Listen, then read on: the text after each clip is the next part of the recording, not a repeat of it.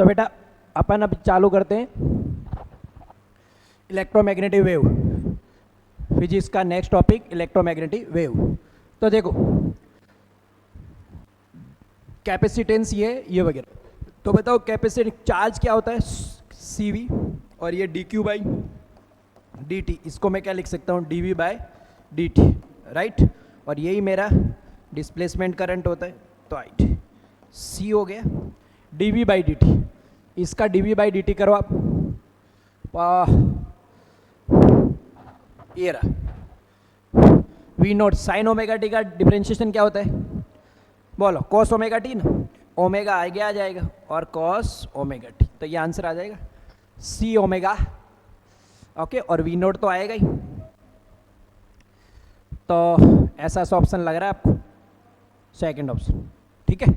बहुत आसान क्वेश्चन है ये तो, डिस्प्लेसमेंट करंट का। The electric field of the plane electromagnet is given by the ये, and the expression of the corresponding magnetic field is denote the direction. कोई दिक्कत वाली बात ही नहीं। देखो यहाँ प्लस आ रहा है, इसका मतलब क्या है, -x डायरेक्शन में अपना क्या है वेव। तो मैग्नेटिक फील्ड क्या होता है, मैग्नेटिक फील्ड होता है C मल्टीप्लाई E। तो पहले तो डायरेक्शन ही देख लेते हैं, ये -I बोल रहा है, और E का डायरेक्शन क्या है Z। तो देखो I क्रॉस J क्या होता है, I cross J, sorry I cross K क्या होता है, बोलो -J। तो माइनस माइनस क्या हो जाएगा +J। तो पहले तो B का डायरेक्शन है ना, पहले तो +J डायरेक्शन आएगा, तो B का डायरेक्शन +J। तो देखो ये ऑप्शन कैंसिल हो गया, ये ऑप्शन कैंसिल हो गया। अब दो ऑप्शन है आपके पास, बोलो B चाहिए हमारे को, तो हम जानते हैं कि C बराबर E बाई B होता है, तो B बराबर क्या हो जाएगा E बाई C। E कितना आपका 60, C हो गया आपका 3 × 10⁸, ये कैंसिल हो जाएगा, ओके। ऊपर आके -8, तो कितना आ गया 2 × 10⁻⁷। तो कौन सा ऑप्शन है 2 × 10⁻⁷, बोलो B वाई में, ऐसा ना। तो आंसर आ गया थर्ड ऑप्शन। इलेक्ट्रोमैग्नेटिक वेव्स बहुत इंपॉर्टेंट चैप्टर है। फिर कह रहा है the magnetic field electro is इतना है, तो करस्पॉन्डिंग इलेक्ट्रिक फील्ड, तो इलेक्ट्रिक फील्ड क्या होता है टाब्रो, ये होता है B क्रॉस C। तो लगा दो आप E का डायरेक्शन, देखो रे इसका डायरेक्शन है ये वाला, तो लगा दो ये वाला डायरेक्शन, क्या लगाओगे √3/2 I कैप और +1/2 J कैप क्रॉस C का डायरेक्शन ये रहा, देखो क्या कह रहे हैं -J, तो क्या आएगा प्लस क्या आ जाएगा, उल्टा होता है ना उल्टा। चलो सॉल्व कर दो, आंसर आ जाएगा। बोलो I क्रॉस K क्या होता है sir, K cross I +J होता है, तो ये क्या हो जाएगा -3/2 J कैप।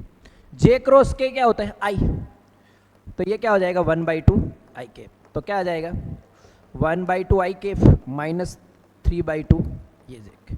ऑप्शन देखो आप, चेक कर लो आप। तो सर ये भी गया, ये भी गया, 1/2 I कैप ये रहा।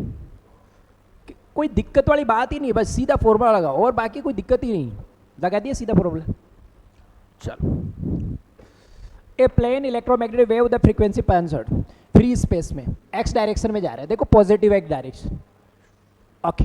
तो इक्वेशन क्या बनेगी, पॉजिटिव x डायरेक्शन में जा रहा है, इलेक्ट्रिक फील्ड z डायरेक्शन में, तो मैग्नेटिक फील्ड क्या होता है अभी भी तो बताया था मैंने, B = क्या होता है C क्रॉस E। C का डायरेक्शन क्या है आपका I कैप क्रॉस, E का डायरेक्शन क्या है J कैप, I को ये क्या होता है K कैप, तो आपका B का डायरेक्शन क्या आ गया K डायरेक्शन आ गया। तो पहले तो K डायरेक्शन आएगा आपको, सब में ही है, तो कोई दिक्कत वाली बात नहीं, फॉर्मूला लगा दो आप। B = क्या होता है E बाई C, E कितना आपका 6.3, C कितना 8 × 10⁸, ये 63 कर दूँ मैं, तो ऊपर आके बोलो 63 कर देता हूँ तो 10 टू पावर माइनस क्या रहे, बोलो 8, ठीक है। और ये पॉइंट कुछ आएगा आंसर,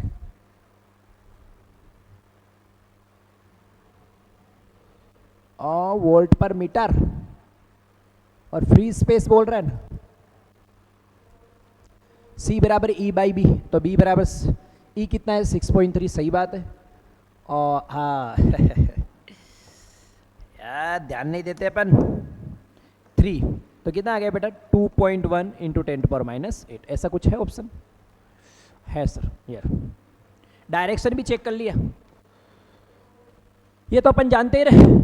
क्या ऑर्डर होता है, सबसे पहले कॉस्मिक रेज, फिर गामा रेज, फिर एक्स रेज, फिर यूवी रेज, फिर विजिबल रेज, फिर इंफ्रारेड, फिर माइक्रोवेव और फिर रेडियो वेव। तो वेवलेंथ सबसे ज़्यादा किसकी आएगी, radio, micro, visible, X-ray, first option. Next कि the property is not a electromagnetic wave travelling the free space, transverse wave होती है, सही बात है sir. The energy density electric field और इक्वल टू द, सही बात है, इक्वल होता है। देखो इसका एनर्जी डेंसिटी क्या होता है, बोलो एनर्जी डेंसिटी क्या होता है इलेक्ट्रिक फील्ड का, half okay E square epsilon naught, और उसका क्या होता है B square upon 2 mu naught. तो ये दोनों क्या होते हैं, बराबर होते हैं, समझ में, एनर्जी डेंसिटी दोनों का बराबर होता है, तो सही जा रहा है। The travel with A speed of, ये आपको मालूम है, इसको अपन सी बोलते हैं, ये भी सही है।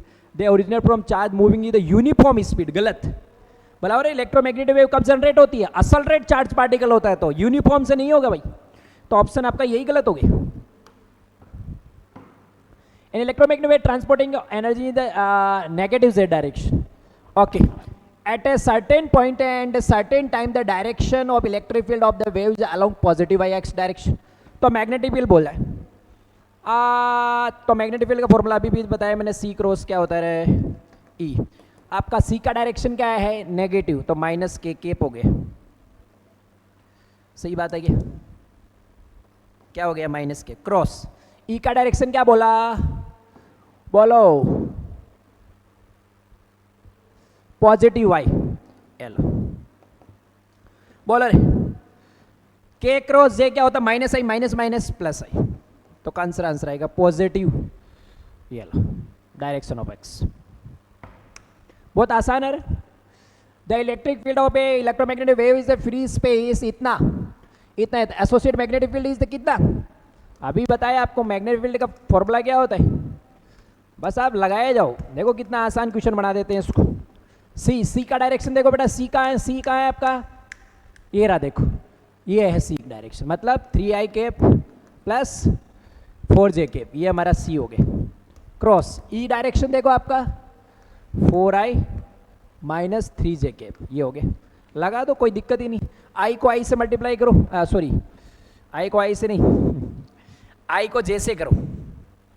आई क्रॉस जे क्या होता है के, तो कितना के आएगा 3 3 9 माइनस एस प्लस जे क्रॉस आई माइनस आएगा माइनस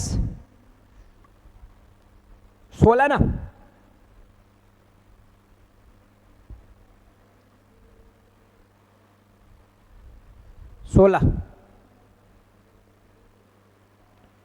कुछ गड़बड़ कर रहे हैं कि देख लो एक बार अब, बराबर कितना, देखो जे क्रॉस आई क्या होता है, आई क्रॉस जे के, और देखो आई क्रॉस जे बोला तो के आना चाहिए, लेकिन माइनस है ना, सही बोल रहे हैं।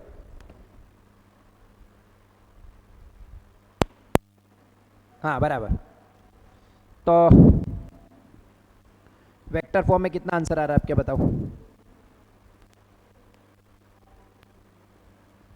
जे क्रॉस आई क्या होता है, जे क्रॉस आई होता है माइनस,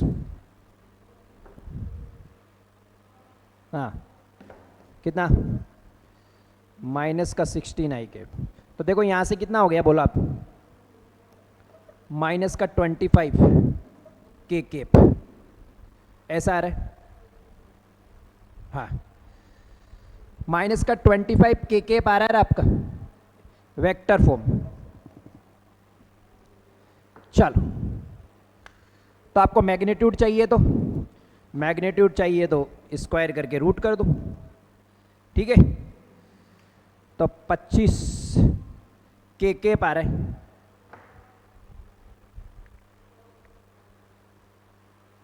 तो इसका मैग्नीट्यूड चाहिए तो क्या करेंगे अपन, बोलो।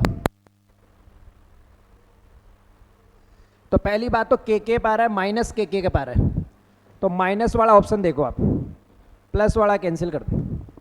आंसर हमारा ओवरऑल माइनस में आ रहा है। किस में आ रहा है? सी का डायरेक्शन अपन ने सही लिखा है क्या, बोलो। सी सही लिखा है, और ये डायरेक्शन किसका है, ई का, ये भी सही लिखा है।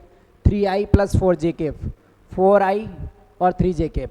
फिर मैंने कहा i का i से तो जीरो हो जाएगा क्रॉस प्रोडक्ट, i का j से कितना आ जाएगा, i क्रॉस j क्या होता है k, लेकिन माइनस है तो माइनस के कैप हो गए। फिर j क्रॉस j तो जीरो हो जाएगा, तो ये कितना आया, j क्रॉस i क्या होता है, माइनस, बोलो ये कितना हो गया, 9। कुछ गड़बड़ हो रहा है क्या, बोलो। 9 सही है, -9। और ये कितना आएगा, माइनस का 16, तो माइनस का 25 आए। तो मैग्नीट्यूड कितना आएगा, 5 आएगा, 5। मैग्नीट्यूड कितना आ रहा है आपका, 5। ऐसा कुछ आ रहा है भाई, मैग्नीट्यूड आपका 5 के करीब आ रहा है। तो मैग्नीट्यूड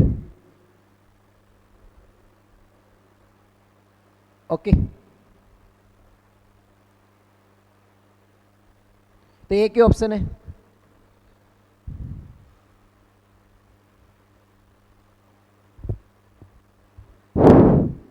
ओके, समझ गया मैं, गलती कहाँ से हुई अपनी, क्योंकि इसके साथ ये आंसर आएगा और इसको तो इसने ऑप्शन में दे रखा है ना। समझ गए। तो देखो एक काम करते हैं, क्या करेंगे बोलो।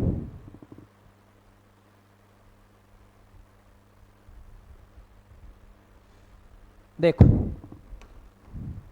कोई बात नहीं, वापस देख लेते हैं। बी होता है ना, वो क्या होता है बेटा, सी क्रॉस, अपन को डायरेक्शन देखो ई, तो अपन ने डायरेक्शन देखा, ओवरऑल क्या आया था, माइनस के पाएगा, तो पहले तो डायरेक्शन देख लो, माइनस के पाया, ये अपने डायरेक्शन देखे। अब इसका मैग्नीट्यूड निकालना है, तो देखो यहाँ इसका मैग्नीट्यूड निकालो, कौन से वाले का, इसका। तो मैग्नीट्यूड क्या आएगा, के का मैग्नीट्यूड कितना आया। अगर मैं मैग्नीट्यूड देखने जाऊं तो किसी भी चीज़ का अगर मैग्नीट्यूड निकालो तो वेक्टर कितना आ रहा है, बोलो। 4 का स्क्वायर 16, और ये कितना आ गया, 25। हाँ ये ओके समझ गए मैं। देखो क्या हुआ, देखो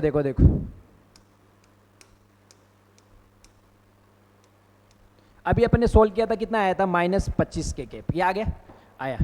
अब अपन को डायरेक्शन बताते तो किससे बताते, यूनिट वेक्टर से बताते ना डायरेक्शन।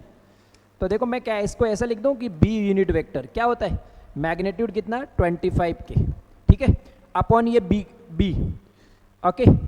तो देखो आप बी कितना आ रहा है आपका, तो 4 का स्क्वायर और 3 का स्क्वायर कितना हो गया, 5 √5। तो ओवरऑल आपका यूनिट वेक्टर क्या आया बताओ, यूनिट वेक्टर आया -5 के। समझ में आएगी, डायरेक्शन किससे बताते हैं, यूनिट वेक्टर से।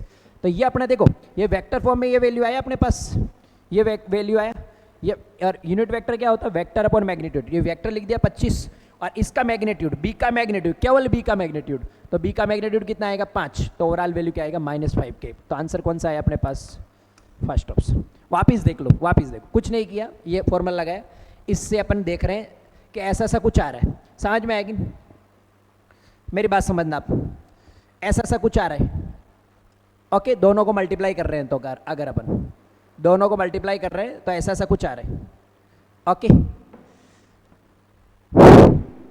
कितना आ रहा है, 25 आया। तो यूनिट वेक्टर क्या होता है, वेक्टर अपॉन मैग्नीट्यूड, और वेक्टर कितना है 25, और मैग्नीट्यूड इसका 5।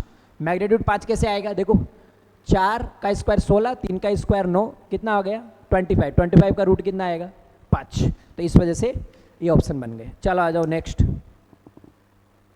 In a plane electromagnetic wave traveling in free space, the electric component oscillates sinusoidally. इतना इतना एम्पलीट्यूड इतना है, तो the amplitude obviously magnetic field वही आगे बी क्या लिखेंगे, ई बाई सी लिख दो आप. ई आपको कितना दे रखा है देखो 48, और लाइट का वेलोसिटी कितना होता है 3 × 10⁸, तो 12 × 10⁻⁻. तो आंसर क्या आएगा 1.12 नहीं कितना आएगा 16. तो 1.6 × 10⁻⁷ ऑप्शन, फर्स्ट ऑप्शन. ठीक है, बस फॉर्मूला लगाना है. नेक्स्ट आ जाओ. नेक्स्ट क्या है, for electromagnetic wave travelling the free space the ratio between the energy और डेंसिटी. ये तो आपको बताया था. बोलो इलेक्ट्रोमैग्नेटिक में इलेक्ट्रिक फील्ड से रिलेटेड ½ ε0 E² होता है और मैग्नेटिक फील्ड से B²/2 दोनों क्या होता है, बोलो बराबर.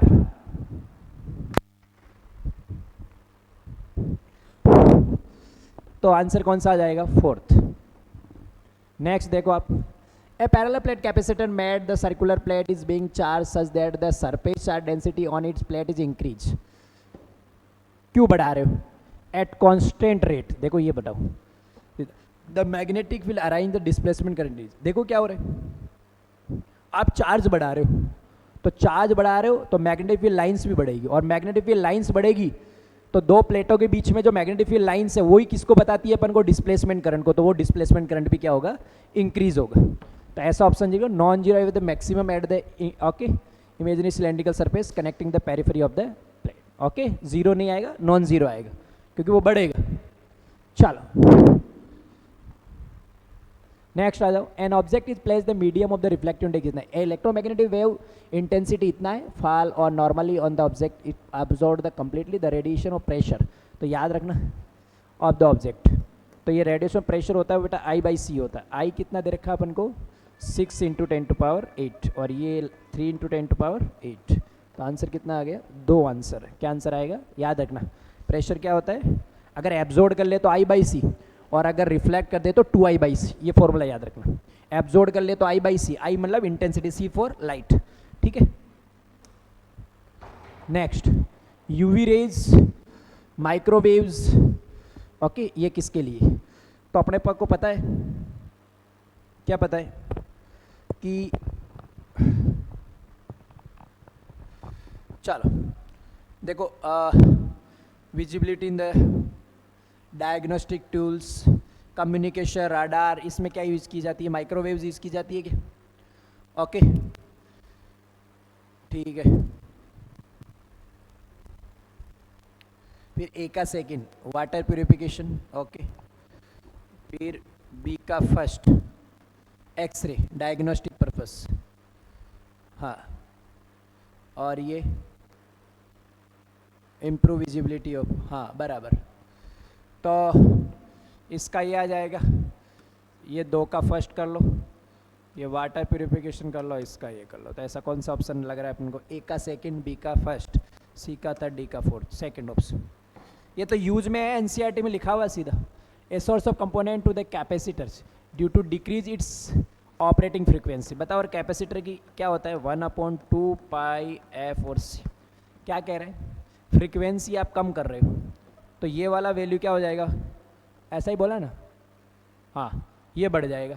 और आपको मालूम है रेजिस्टेंस बढ़ गया, रेजिस्टेंस इन्वर्सली प्रोपोर्शनल होता है, ये अगर बढ़ गया तो ये वैल्यू क्या हो जाएगी, कम. तो आंसर कौन सा आएगा, डिस्प्लेसमेंट करंट डिक्रीज. तो displacement current, capacitor reactance remain constant, नहीं रिएक्टेंस बढ़ रही है, कैपेसिटर रिएक्टेंस इंक्रीज, डिक्रीज लिखा हुआ है, इंक्रीज आना चाहिए, displacement current increase. Okay, displacement current कैसा हो रहा है, डिक्रीज हो रहा है भाई. चलो नेक्स्ट क्वेश्चन क्या है, a parallel plate capacitor has the capacitance 200 picofarad. It is the connected to the 230 AC supply with an angular frequency 300. The RMS value of the, ये क्या होगा. तो कोई दिक्कत वाली बात है क्या, बोलो. द वैल्यू ऑफ RMS क्या देखते हैं अपन,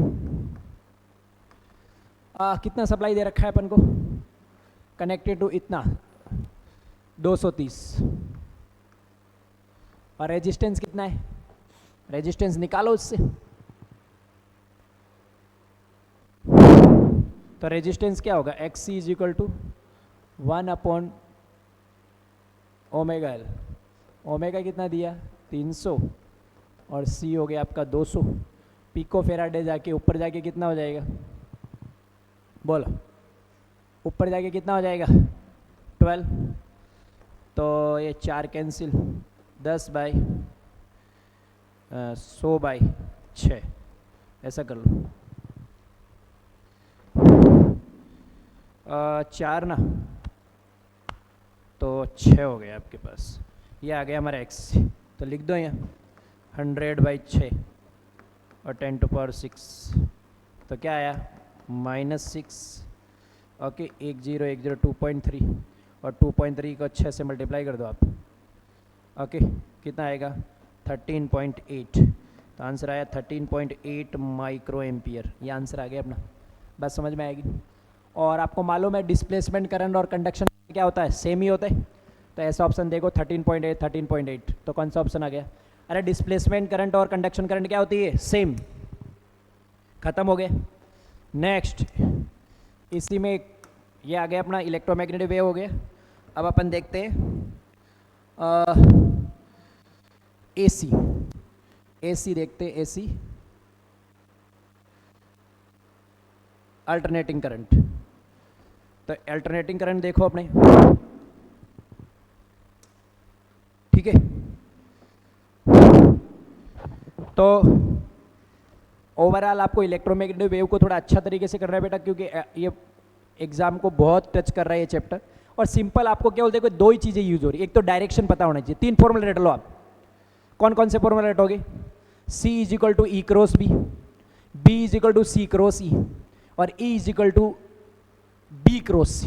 ये 3 फॉर्मूले रट लो, तो डायरेक्शन यहाँ से काम हो जाएगा। और फिर एक ही फॉर्मूला याद रखना, C = E/B। तो मोस्ट ऑफ क्वेश्चन ये हो जाएंगे अपने से। फिर अगर नेक्स्ट अपन को ध्यान रखना, अगर इक्वेशन में प्लस आ रहा है तो डायरेक्शन माइनस होती, माइनस आ रहा है तो प्लस हो रहा है। फिर आपको वो वेवलेंथ का ऑर्डर याद रखना है, सब cosmic wave, gamma rays, X rays, UV rays, visible, micro, infra, micro और रेडियो। तो ये याद रखना है।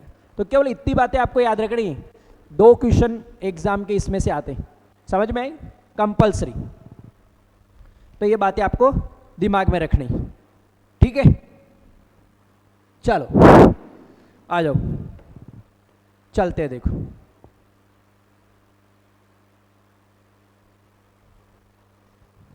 कौन सा चैप्टर ले रहे हैं हम, अल्टरनेटिंग करंट। अब एसी वाला चैप्टर है, इसमें बेटा जो आरएलसी सीरीज रेजोनेंस सर्किट है उसको बहुत अच्छा कर लेना, क्योंकि उससे क्वेश्चन आते हैं बेटा, ठीक है।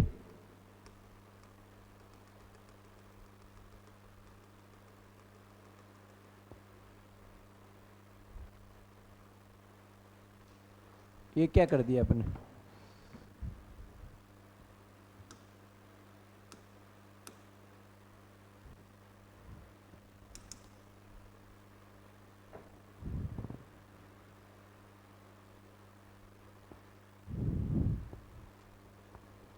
Alternating current. आ जाओ पहला, the peak value of AC. बताओ पीक वैल्यू क्या होती है, पीक वैल्यू क्या होती है, आरएमएस का √2 times. Peak value root times of RMS. Okay, तो कौन सा ऑप्शन लग रहा है, थर्ड ऑप्शन, आरएमएस का √2 टाइम्स होता है पीक वैल्यू, ठीक है। तो ये तो बहुत आसान क्वेश्चन। नेक्स्ट क्या कह रहे हैं, पावर सप्लाई इतना दे रखा है, रेजिस्टर इतना है, कैपेसिटर इतना है और ये इतना है। तो बताओ अपन क्या देख रहे हैं, इम्पिडेंस। देखो इम्पिडेंस, इम्पिडेंस क्या होता है, R² + XL - XC का स्क्वायर, ये होता है इम्पिडेंस। आपका R कितना है बेटा 20 है सर, और ये भी देखो कितना हुआ 45 - 25, ये भी कितना हो गया 20 ही हो गया। 20 कितना आंसर आ जाएगा 20√2। ये आपका Z आ गया। जब Z आ गया, करंट चाहिए, करंट क्या होता है V/Z। V कितना आपका सप्लाई कितना कर रहे हैं अपन 220 वोल्ट, ओके 220, और Z कितना आपका 20√2, ठीक है। तो ये 0 कैंसिल हो गया, तो क्या आंसर क्या आया बोलो, 20√2 करोगे तो 11/√2, मतलब 11 से कम ऑप्शन, 11 से कम ऑप्शन ये गया, ये गया, ये दोनों। अब ओके, तो आंसर कौन सा आ जाएगा, मतलब 7.8 एम्पियर आ गया। अब आपको एंगल बोला है, तो बताओ फेज कैसे निकालते हैं अपन, XL minus X C upon R. XL कितना हो गया 45, 45 माइनस 25 डिवाइडेड बाई 20, 20 अपॉन 20, 20 अपॉन 21, मतलब फाई का वैल्यू कितना आया 45 डिग्री। कौन सा ऑप्शन आ रहा है आपका, फोर्थ ऑप्शन। बहुत आसान है, इजीली अपन इसको सोल्व कर सकते हैं। नेक्स्ट आ जाओ, क्या कह रहे हैं, एक 40 माइक्रोफेरेड कैपेसिटर कनेक्टेड इतना इतना इतना साला, the RMS value of the current in the nearly, RMS value पूछे तो कोई दिक्कत वाली बात है क्या, नहीं। तो देखो करंट वही बोलूँगा V अपॉन जेड, और यहाँ V क्या है हमारा एक्सएल, एक्सएल है कि एक्सी है, कैपेसिटर है, एक्सी है भाई। तो क्या लिख दूंगा मैं, V अपॉन एक्सी को क्या लिखता हूँ 1 अपॉन ओमेगा सी। तो 1 अपॉन ओमेगा सी मतलब 1 अपॉन ओमेगा सी को क्या लिखूंगा 2 पाई एफ सी, बस लिख दो। ये 200 आ गया सर, ये 2 पाई, फ्रीक्वेंसी है 50 और आपका कैपेसिटर है 40 और 10 टू पावर माइनस 6। तो देख लो जितना कट रहा है उसको काट लो, 1 2 3 4 और 5, ठीक है। तो ये 6 से कैंसिल हो गया, -1 आए। अब क्या बचा देखो 2 4 8, तो अपने पास आया 8 पाई इंटू 10 टू पावर -1, और पाई का वैल्यू कितना होता है 3.1, तो 8 या 24 समथिंग अराउंड 24, ओके, मतलब 2.4 एम्पियर के आजू बाजू, मतलब 2 के आजू बाजू। ओके, अब देखो एक 2.05 है और एक ये, वही बात है। देखो ये थोड़ा ज़्यादा आएगा मतलब ऐसा सा कुछ आएगा, ठीक है, थोड़ा बहुत ज़्यादा आएगा ना वैल्यू। अरे 8 को इससे मल्टीप्लाई किया, 3 से 8 या 24, तो सीधा सीधा ही हो गया, 25 आएगा ना। चलो नेक्स्ट आ जाओ, कह रहे a series a circuit connected with AC source has a power factor इतना आ रहा है, if the source is change इतना। तो देखो क्या हो रहा है, देखो क्या कह रहा है, कुछ नहीं कर रहा है, कुछ बातें कर रहा है। देखो ये फ्रीक्वेंसी कितना 2 टाइम्स कर दी है, तो मैं कह रहा हूँ देखो फ्रीक्वेंसी पहले ओमेगा थी, उसको करके 2 ओमेगा कर दी, समझ में आएगी बातें, समझ रहे हो आप, ओमेगा से 2 ओमेगा। तो आप बताओ सर्किट कौन सा है, द न्यू पावर फैक्टर कितना आएगा, ओके। तो आप बताओ, ओमेगा से 2 ओमेगा कर दिए, ओके। सुनना मेरी बात, पावर फैक्टर क्या होता है, cos फाई क्या होता है R अपॉन जेड, ऐसा होता है, ओके, R अपॉन जेड, ठीक है, ये फॉर्मूला होता है। पहले कह रहा है 1/2 है, तो इसको आप थोड़ा सा बना लो तो ज़्यादा अच्छा रहेगा।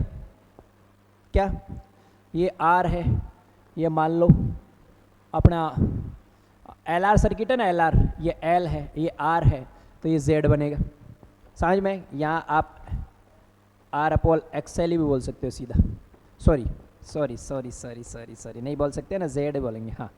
चलो, तो ये एंगल फाई, तो बताओ यहाँ से cos फाई अपन क्या बोल सकते हैं, cos फाई क्या होता है बेस अपॉन, बेस कितना R, तो मतलब ये 1 अपॉन जो √2 दे रखा है, ये हमारा क्या है R, ठीक है। और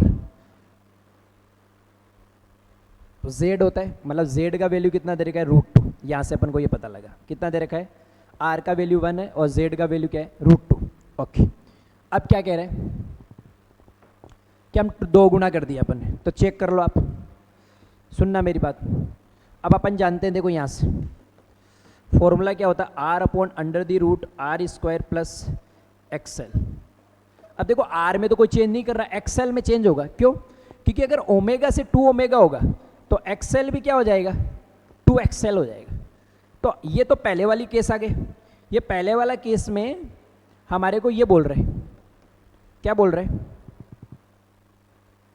बोलो बोलो बोलो बोलो बोलो बोलो, मैं ऐसा कर दूं कि इधर ही लिख देता हूं, ये पहले वाले केस में 1/√2 बोला।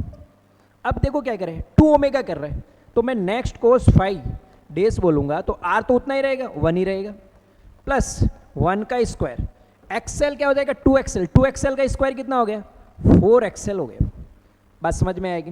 तो देखो ये तो R ही है, ये 1 ही है, तो इसकी जगह तो अपन क्या लिख देंगे बोलो, तो ओवरऑल वैल्यू कितनी हो जाएगी 5 हो जाएगी कि नहीं हो जाएगी, XL का कितना गुना हो गया 5 गुना हो गया, तो आंसर क्या हो गया cos फाई डेज 1/1 का प्लस रूट, तो 5 आ गया। समझ में आ रहा है कि मेरी बात, ओके। यहाँ XL था, यहाँ 2 गुना किया तो ओवरऑल वैल्यू नीचे कितनी आ जाएगी 5। अरे जब ये √2 आ रहा है मतलब क्या है, ये दोनों √2 कब आ सकता है, ये दोनों बराबर हो, r² + r² हो, तो मैं यही तो कह रहा हूँ। तो यहाँ भी मैं r² लिख दूंगा। तो देखो यहाँ से यहाँ नीचे r आया, ओके, और ऊपर आ रहा r से r कैंसिल हो गया, तो आंसर क्या है 1/√5। तो आंसर कौन सा आ गया, ये √2 कब आएगा, जब ये दोनों बराबर होंगे तभी √2 आएगा ना, यही बात कह रहे हैं अपन। देखो नेक्स्ट, हाँ, रेजोनेंट फ्रीक्वेंसी। देखो एक तो जनरल फॉर्मूला बताओ आप फ्रीक्वेंसी का। रेजोनेंस फ्रीक्वेंसी क्या होती है पहले आपको बताओ मेरे को। रेजोनेंस फ्रीक्वेंसी क्या होती है, रेजोनेंट फ्रीक्वेंसी √ ऐसा क्या होती है रेजोनेंस फ्रीक्वेंसी, 1/2π √L और C। तो निकाल लो, देखो 1/2π, L कितना है देखो, L 10, ये भी 10, ये भी 10, ठीक है, लेकिन वो माइक्रो में है तो 10⁻⁻6 भी देख लेना आप।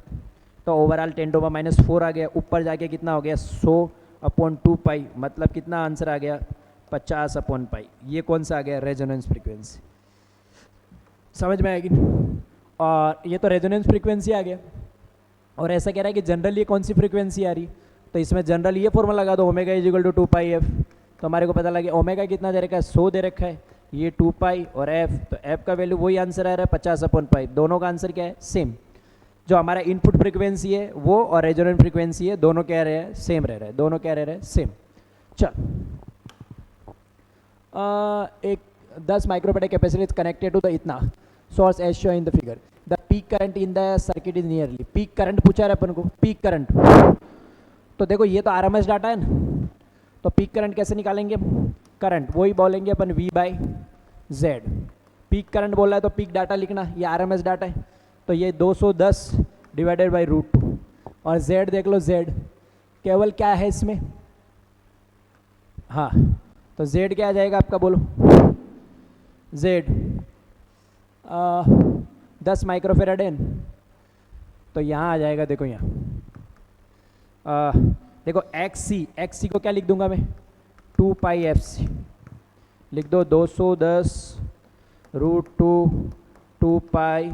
ऐप कितना दे रखा है अपन को, 50 हर्ट्ज, और C कितना दे रखा है, 10 × 10⁻⁻6।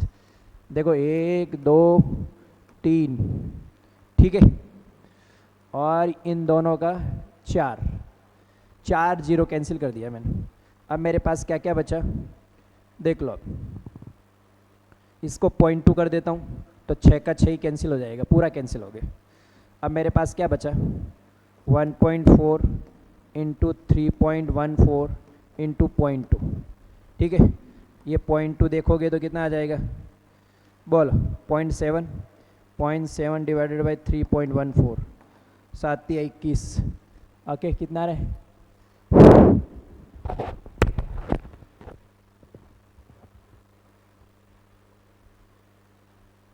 तो 0.2।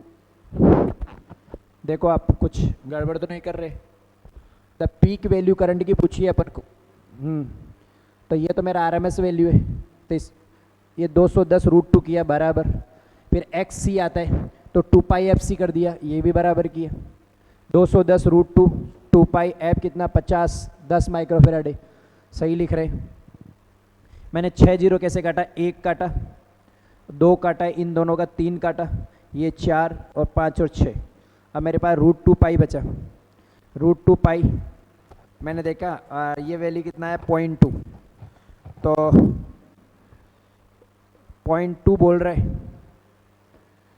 ठीक है, तो 0.7 आया, और Z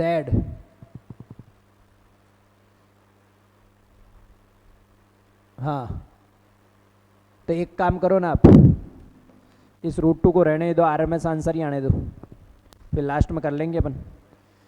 तो इसको रहने दो, फिर ऐसा करो, इसको रहने दो, तो फिर इसको रहने दो। देखो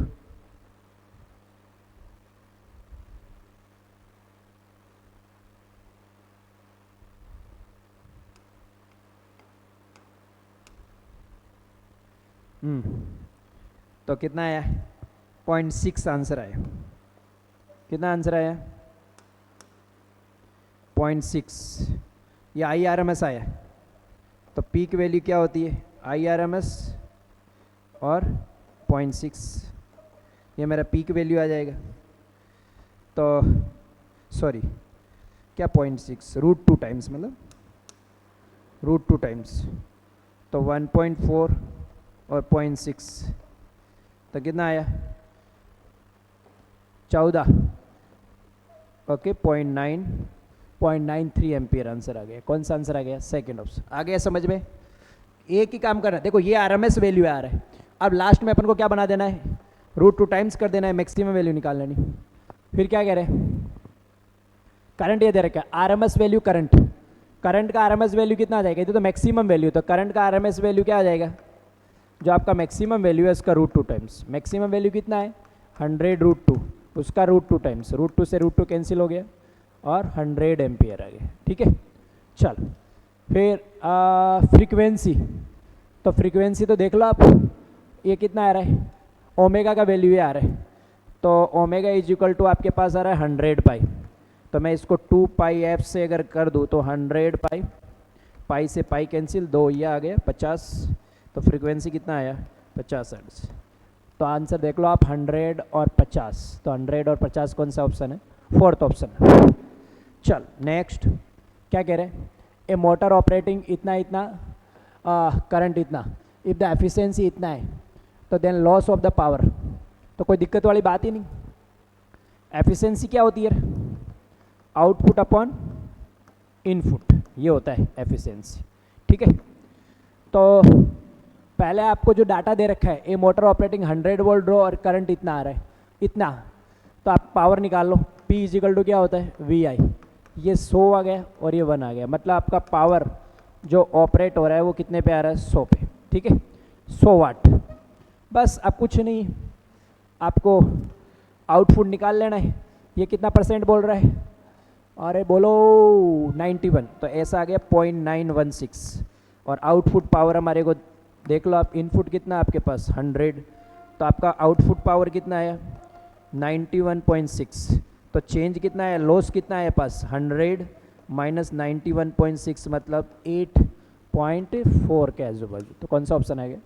यहाँ से पहले इनपुट पावर निकालो, एफिशिएंसी से आउटपुट ऑटोमेटिक आ जाएगा। बस समझ में आएगी? चलो, ये बल्ब है connecting the secondary the step down transformer, तो ये डाटा दे रखा है, समझ में? वहाँ से करंट निकालो, तो पावर इज इक्वल टू क्या होता है? VI। तो करंट कितना आ जाएगा हमारा? पावर कितना दे रखा? 60 वोल्ट, और वोल्टेज वोल्टेज 12 वोल्ट, तो 5 एम्पियर करंट आ गया। पहली बात, किस में 5 एम्पियर करंट आया? सेकेंडरी में। फिर क्या? उस प्राइमरी कनेक्टेड इससे, तो अब तो कुछ करना ही नहीं है अपन को। क्या कर देना है अपन को? ऐसा कर दो, input is equal to P output. ठीक है, इनपुट वाला तो पावर कितना है अपना? इनपुट वाला पावर उसको लिखो V और I, V1 I1 और V2 I2। तो देखो आउटपुट तो अपने पास ऑलरेडी पावर है कितना? 60, डायरेक्ट लिख दो। और इनपुट कितना अपने पास आया? क्वेश्चन क्या पूछा? करंट पूछा न? 220 और करंट ये। ठीक है, आउटपुट तो सीधा ही अपने पास, तो 60/220, तो ऐसा ऑप्शन देख लो आप। 0 तो 60/22, मतलब 30/11, तो 0.2। ओके, 10⁻⁻1, तो 0.2 ये आ रहा है। 0.27 आंसर आ रहा है। कितना आ रहा है? 0.27, थर्ड ऑप्शन। समझे मेरी बात? अरे input upon output power, input power का देखो अपन को सिग्नल दिया है, करंट पूछा है इसमें, और यहाँ तो आउटपुट सीधा ही दिया है, वो करंट ही निकालने की ज़रूरत नहीं है। ओके, करंट अपन को निकालने की ज़रूरत ही नहीं है। ओके, सीधा यही रखो, 60 रखो, आप लिखो भी तो यही आएगा, तो 0.27 आंसर आ जाएगा एम्पियर में। इन a series LCR circuit, L इतना तरह का, कैपेसिटेंस इतना है, या तो frequency use resonance frequencies. Resonance frequency पूछा है, तो उसमें तो R का मतलब ही क्या है? रेजोनेंस फ्रीक्वेंसी क्या होती है? 1/√2 पाई अंडर रूट L और C। लगा दो फॉर्मूला, 2 पाई एल कितना है अपना 10 मिली हेनरी। देखो पावर एग्जैक्टली वैल्यू लिखना हेनरी, और ये कितना है 1 माइक्रोफेराड है 10⁻⁻6। चेक कर लो आप, ये 9 ये 8 तो 4 तो 10⁴ डिवाइडेड बाई 2 पाई। तो क्या मैं इसको ऐसा लिख सकता हूँ 100 10 डिवाइडेड बाई 2 पाई मतलब 6 इंटू 10⁻3। तो आंसर कितना है अपने पास बोलो 6 रन। देखो ये कितना आया 10⁻⁸ आया, ऊपर जाके 4 हो गए। हाँ तो सही लिख रहे हैं अपन, तो 10/6। अच्छा अच्छा अच्छा अच्छा अच्छा अच्छा अच्छा। अब देखो ये आंसर किस में आएगा वो चेक करो आप, ये आंसर किस में आएगा अपना रेडियन में आएगा, समझ में आएगा, हर्ट्ज में नहीं आएगा। किस में आएगा, नहीं हर्ट्ज में आएगा, रेडियन में नहीं आएगा। तो कौन सा आंसर आएगा सेकंड ऑप्शन, तो 1.59 किलो हर्ट्ज ऐसा ऑप्शन आ जाएगा। ठीक है चलो, primary side of transformer connected इतना, the ratio primary to secondary winding इतना। तो बताओ अपन क्या जानते हैं ES/EP बराबर क्या होता है NS/NP। तो अपन को रेशियो किस किस का बोला है प्राइमरी टू सेकेंडरी बोला है, तो कितना बोला है प्राइमरी टू सेकेंडरी 10:1, तो 1:10 हो गया। तो आपका ES/ और अपन जानते हैं ES/EP, ओके ये अपना हो गया 1/10, और इसको क्या लिख सकते हैं अपन IP/IS। ओके पावर पूछा है कि पावर, हाँ और क्या दे रखा है, हाँ बोलो आप।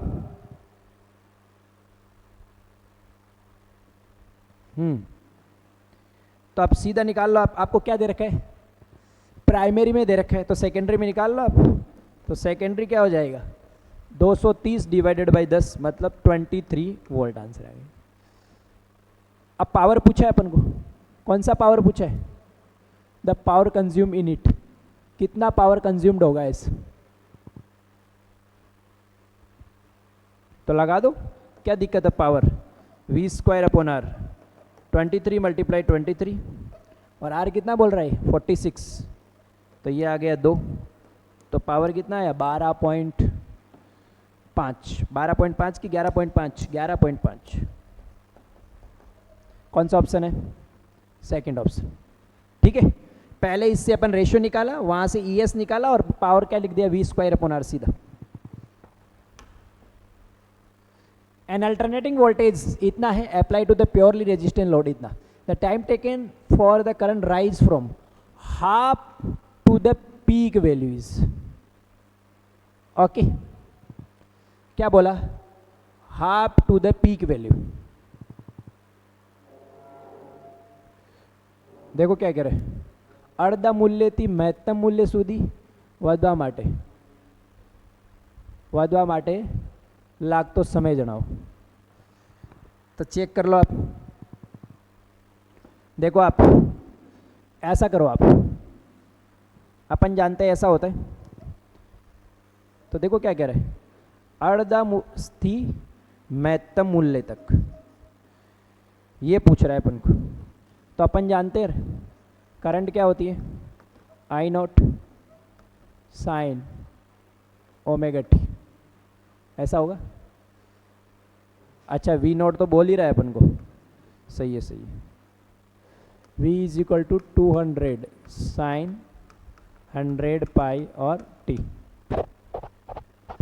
अर्धा से मतलब यहाँ से यहाँ तक आने में, यहाँ 0 होता है और यहाँ क्या होता है V0, तो ये V0 ही हो गया आपका = 200, मतलब यही वैल्यू हो गया, और साइन 100πt, तो 200 ही आ जाएगा, ये भी 200 साइन πt, ये वैल्यू आ गया। तो साइन πt का वैल्यू बनाया मतलब 90 डिग्री आ गया ना, तो साइन πt बराबर साइन 90 हो गए, तो मतलब π/2। तो क्या आंसर आया अपने पास t बराबर बोलो π/2, पाई से कैंसिल हो गया 1/6 आंसर है।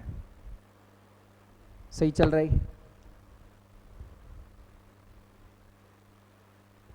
देखो ये पाई है, पाई बाई सॉरी 1/, पाई से पाई 1/2, ठीक है। तो ये 1/2 तो कितना आ गया 5 millisecond. Okay, half to the peak value.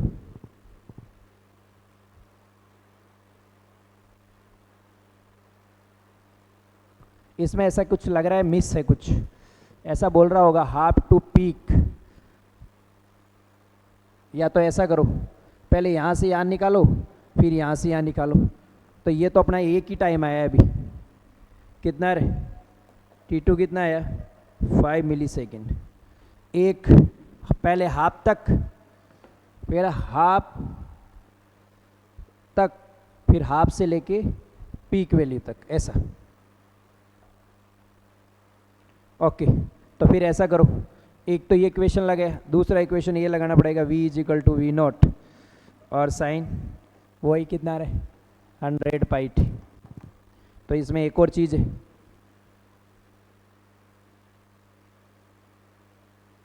ये आपने क्या किया, 100 भी तो आएगा ना, ऐसा। चल ये गड़बड़ी किया ना, अरे बोलो, ये 100 तो बच गया।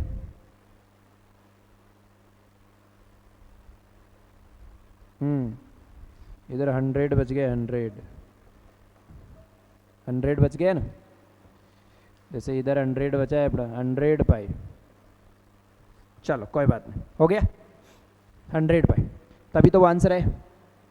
अभी एक कह रहा आधा, तो एक बार आधा से देख लो, साइन 100πt, ये कैंसिल हो गए। किसका 1/2 आंसर होता है 30 का, तो 30 क्या होता है π/3 की π/6, π/6 = 100πt। ये मान लो मैं T1 मान रहा हूँ, पाई से पाई कैंसिल, तो T1 मेरे पास कितना आया 1/600 सेकेंड, ठीक है। तो 1/600 सेकेंड, और यह कितना है 5, इसमें से माइनस कर दो। तो बताओ माइनस करेंगे तो क्या हो जाएगा, यही तो पूछा है del t, T2 - T1। तो 5 में से माइनस करो, ये लगभग कितना आएगा 1.7 ना, ये 1.7 आएगा। 1/6 कितना आएगा 1 मिली सेकेंड, तो 3.3 आंसर आ रहा है मिली सेकेंड। तो कौन सा ऑप्शन आ रहा है, कुछ भी नहीं किया। ये कह रहा है हाफ से मैक्सिमम, पहले हाफ पे निकालो टाइम कितना आ रहा है, फिर मैक्सिमम पे निकालो टाइम कितना आ रहा है, दोनों का गैप कर दो, तो क्या आ जाएगा हाफ टू मैक्सिमम टाइम आ जाएगा, ठीक है। तो 5 माइनस ही हो गए। एसी जनरेटर, गैल्वेनोमीटर, ट्रांसफार्मर, तो देखो मेटल डिटेक्टर का तो क्या काम होता है, रेजोनेंस इस पे होता है। ट्रांसफार्मर का क्या काम होता है, change alternating voltage for small और ग्रेटर वैल्यू, ये इसका कर दो। गैल्वेनोमीटर का क्या काम होता है, करंट डिटेक्ट करने का, तो 1 का 2, 2 का फर्स्ट, ये ऑप्शन आ गया। ओके, काम पूछा काम, तो देख लो अब। Next, an electric bulb rated इतना इतना, AC source, the peak value of current the bulb.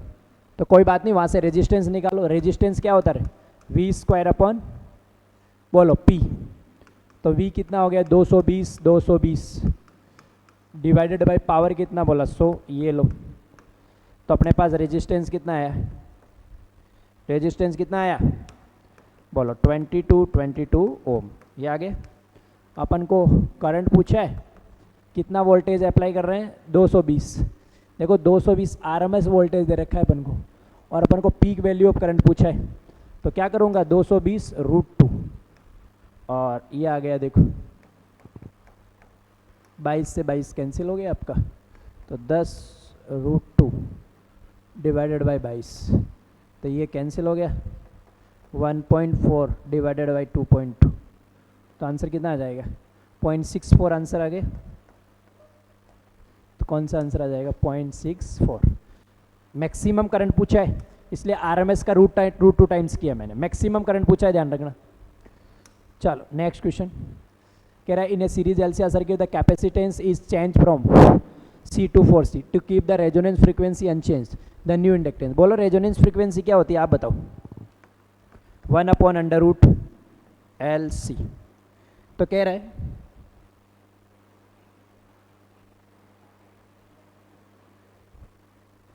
Okay तो सुनना आप, तो देखो C से 4C किया, तो आप बताओ अब कह रहे हैं ये कांस्टेंट रखना है ये, तो मैं ऐसा कह दूं कि L C is equal to constant, अगर ये कॉन्स्टेंट तो L C is equal to भी कॉन्स्टेंट हो गया।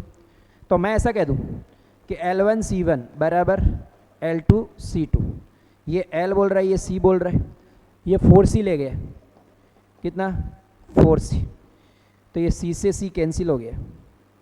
तो बताओ L2 का वैल्यू कितना गया है L/4, तो L/4 करना पड़ेगा रिड्यूस। ओके देखो कितना बोल रहा है L/4 करना पड़ेगा, तो रिड्यूस कितना करना पड़ेगा 3/4, तो L/4 आएगा। देखो ऐसा कई बार गड़बड़ हो जाता है क्वेश्चन। ये लो आपका ये वाला चैप्टर भी हो गया। नेक्स्ट आ जाओ अपने EMI, अल्टरनेटिंग करंट हो गया, EMI इलेक्ट्रोमैग्नेटिक इंडक्शन, EMI। चलो EMI देखो आप,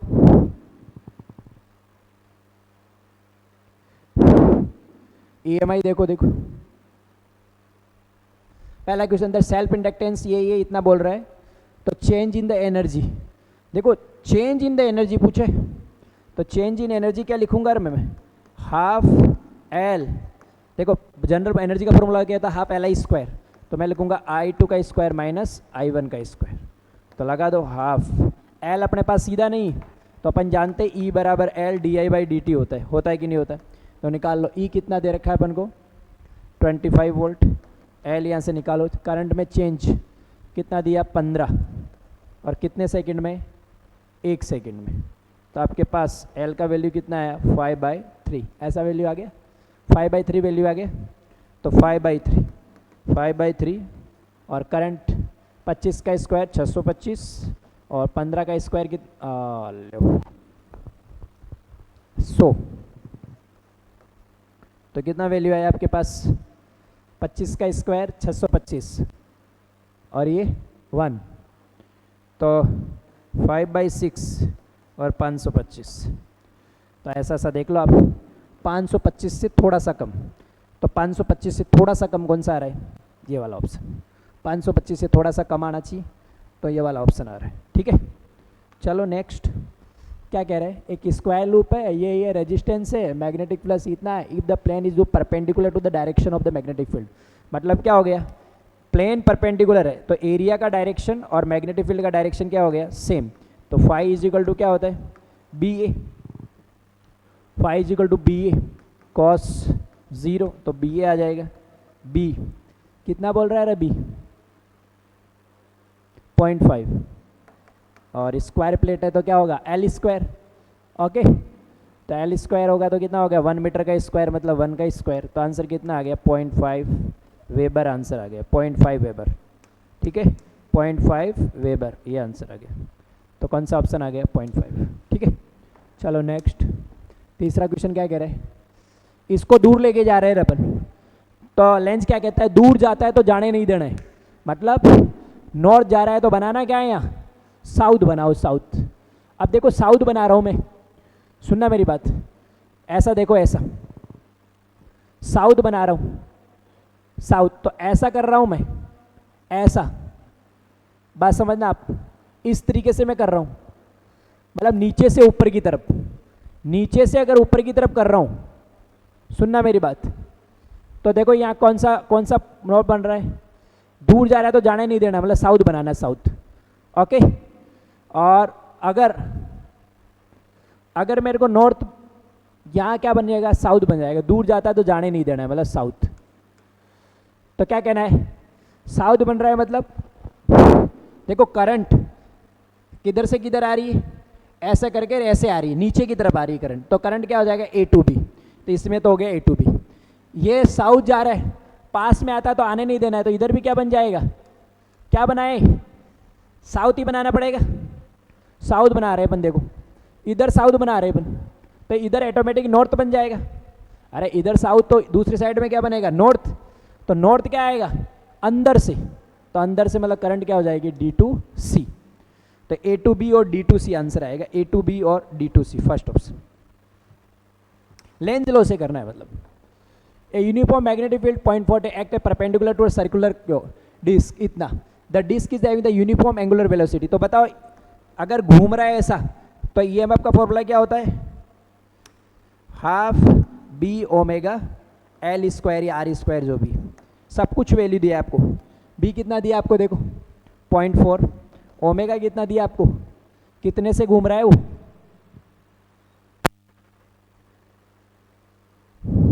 10 पाई, और डिस्क का लेंथ दिया है, रेडियस कितना, तो इसको रेडियस दिया तो इसको ऐसा लिख सकते हैं, B ओमेगा R स्क्वायर। तो लगा दो 20 का स्क्वायर, 20 इंटू 10⁻² का स्क्वायर, सॉल्व कर दो इसको। तो देखो 1 0 1 0, तो कितना आया इधर, हाफ 0.2 और 10 पाई, तो कितना आ गया, मैं 2 पाई लिख दूँ इसको, इन सब को काट के 2 पाई लिख दूँ, देखो, और ये कितना आएगा 400 इंटू 10⁻⁴, तो ये कैंसिल हो गए, देखो, ठीक है। तो कैंसिल होके आपके आंसर कितना आ रहा है, बोलो। देखो ये 8 आ गया, 24 समथिंग अराउंड 24, ठीक है। ये सब कुछ मिला के कितना आ रहा है, 24, और मेरा 0.24 के आजू बाजू आंसर देख लो आप, आ रहा है ना, ये 0.25, ठीक है। चलो नेक्स्ट क्या कह रहा है, एक लूप को अपन लेके जा रहे हैं, कांस्टेंट स्पीड, देखो कितनी मस्त बात कह रहा है, constant speeds, the front edge 50 centimetre, magnetic field T=0। देखो आप इसमें न्यूटन का इक्वेशन लगाओ, ये देखो कि ये कितना,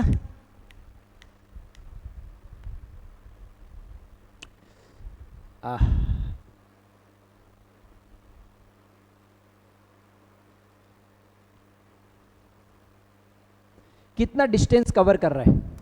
तो S बराबर अपन क्या लगाएंगे, UT plus half, okay, AT square. Velocity constant है, तो S बराबर UT आ जाएगा। U कितना है आपका, 2 सेंटीमीटर इससे जा रहा है, और टाइम कितने में पता, 10 सेकेंड पे। तो देखो ये 20 सेंटीमीटर पे आ जाएगा, ये कह रहा है। तो देखो 50 सेंटीमीटर है, तो यहाँ कहीं आ जाएगा। तो अब तो इसमें सारा कांस्टेंट हो गया, स्पीड कांस्टेंट हो गया, मैग्नेटिक फील्ड कांस्टेंट हो गया, सब कांस्टेंट हो गया, तो EMF चेंज ही नहीं होगा। समझ में आएगी, ये कहीं ना कहीं 20 सेंटीमीटर डिस्टेंस कवर कर लेगा, मतलब ऐसे, ठीक है। तो अब तो ये मैग्नेटिक फील्ड भी कांस्टेंट हो गया इस टाइम पे, V कांस्टेंट था ही, तो EMF जनरेट ही नहीं होगा।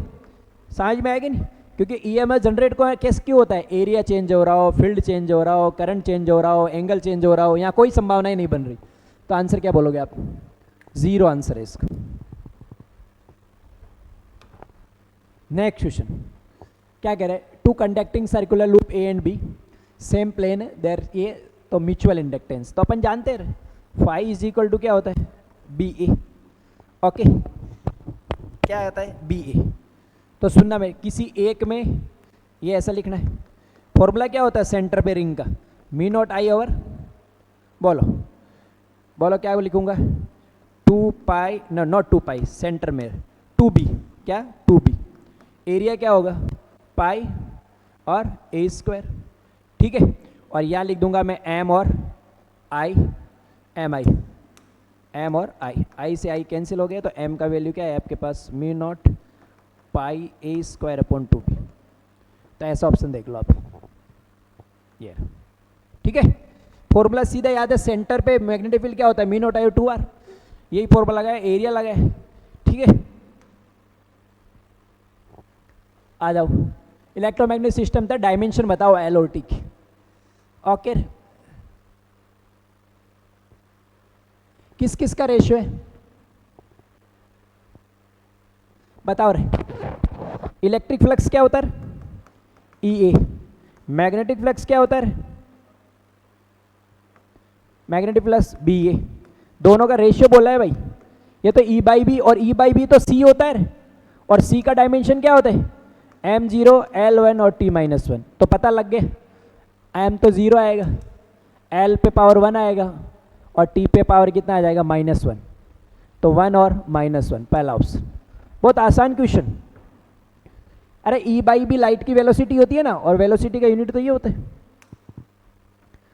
इन a coil the current changes from इतना से इतना, इंड्यूस ईएमएफ इतना, सेल्फ इंडक्टेंस कितना, बोलो ई बराबर क्या लिखेंगे, L D I by D T लिख दो आप। ई आपको कितना दे रखा है 0.1 वोल्ट, एल आपको करंट इतने से इतना चेंज हुआ है, मतलब 4 का चेंज हुआ है कितने में 0.2 सेकेंड में, ये कैंसिल हो गया, कितना आया अगर ये पॉइंट कैंसिल किया तो 40 ना 20, तो एल बराबर 0.1 डिवाइडेड बाई 20, मतलब कितना आंसर आ रहा है 1/200, और मिली एम्पियर में लेंगे तो 10⁻³ तो ये मिली हेनरी आंसर आ जाएगा। ओके 1000 ऐसा कर सकता हूँ मैं, तो 5 मिली हेनरी आंसर है। ओके नेक्स्ट, ये अपन को किरचॉफ वोल्टेज लॉ लगाना है, करंट इलेक्ट्रिसिटी का क्वेश्चन है एक्चुअल देखा जाए तो क्या होगा वी ए, करंट की डायरेक्शन में जा रहा हूँ माइनस बोलूँगा, समझना मेरी बात। तो ये क्या होता है L D I by D T, L कितना है 1, D I by D T देखो कितना दे रखा है D I by D T,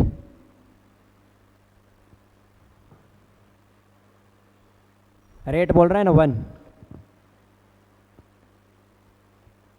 okay फिर आ जाओ -5 और करंट कितना आ रहा आई 2 एम्पियर, तो 2 × 2 = वी बी, तो सारा ये आंसर क्या आ जाएगा V A minus V B क्या हो जाएगा -1 -6 और -10, तो प्लस का 10 वोल्ट आ गए।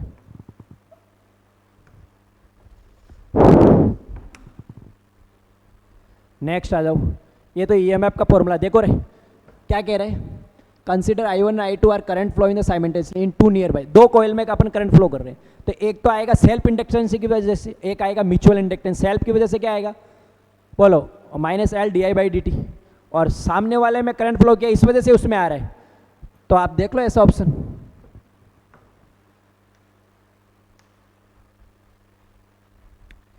दोनों माइनस वाले आने चाहिए, तो di1/dt करूंगा तो d2 ये तो आएगा नहीं, प्लस आएगा नहीं, अब 2 बची अपने पास,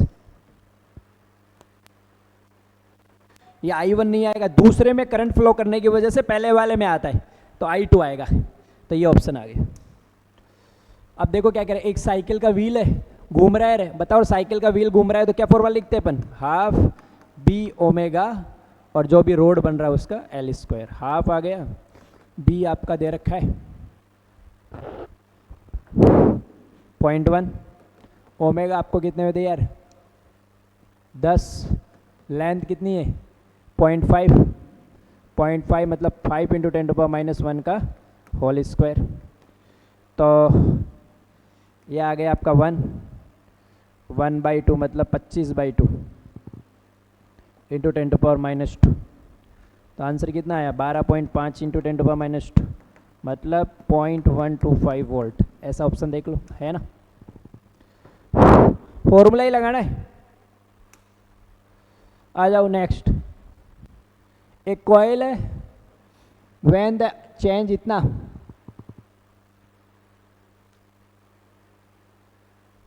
ओके तो बताओ E = फ्लक्स क्या होता है, फ्लक्स क्या होता है NBA, ऐसा होता है।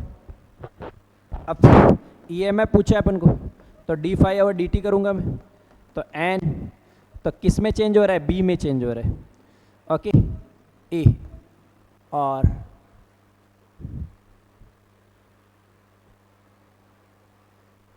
T, चलो लगा दो। EMF कितना है 22 वोल्ट, नंबर टर्न पूछा है अपन को, डेल बी कितना है 2000 चेंज पूछा है, और ए कितना है एरिया,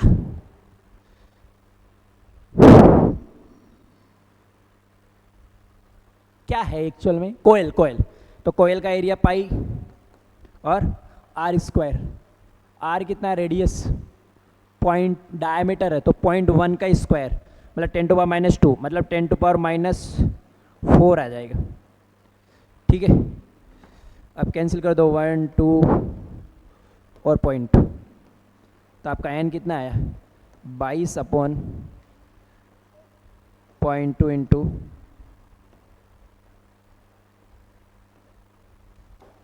ऐसा ऐसा आ रहा है, लग रहा है क्या आपको? और कुछ बचा क्या? पाई आर स्क्वायर 10⁻⁻1 का 4 बराबर 0.2 और 3.5 और 22, ठीक है। तो एन निकाल लो आप कितना आ रहा है, जितना भी आ रहा हो। ये कितना है अगर 0.6 ना, तो 220/6, तो 3 36 18 4 35 के करीब ऑप्शन आ रहा है, ठीक है। 35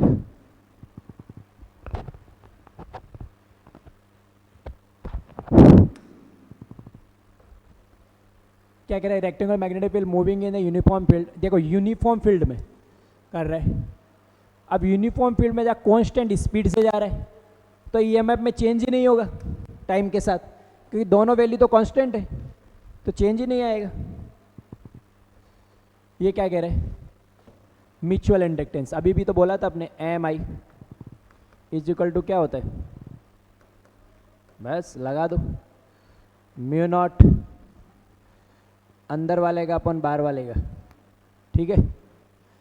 तो मैं क्या लिखूंगा, mu naught I divided by क्या होता है इसका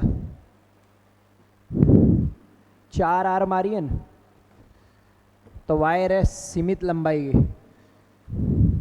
तो 4R है, और A2 क्या आ जाएगा 2 पाई, और D कितना हो गया लेंथ L/2, एरिया क्या आ जाएगा पाई L²। तो ये आपके पास आ गया, ओके। ऐसे कितने वायर आपके पास, बोलो आप।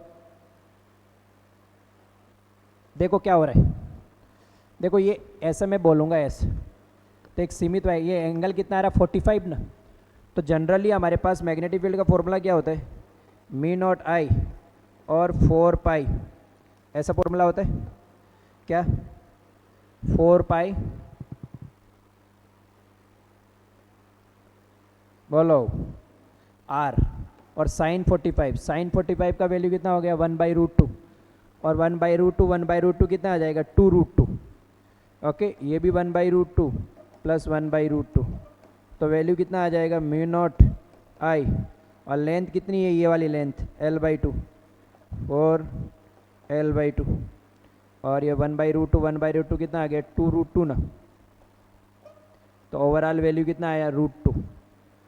तो आंसर क्या आया अपने पास, एक वायर की वजह से क्या आंसर आया,